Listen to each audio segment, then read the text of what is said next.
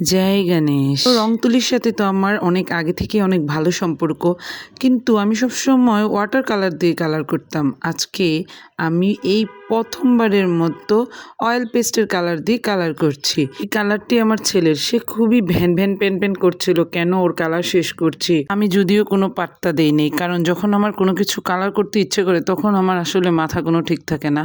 তখন আমি যেভাবে ইচ্ছে ওইভাবে আমার কালার করার কাজটাই সম্পূর্ণ করার চেষ্টা করি। ও যে এত ভ্যান ভ্যান প্যান প্যান করছিল, আমি জাস্ট কানেই তুলছিলাম না। অনেক দিন ধরেই গণেশ ঠাকুরের একটা ছবি আঁকার খুব ইচ্ছে ছিল, কিন্তু আমার দরকার ছিল সহজ এবং খুবই কালারফুল।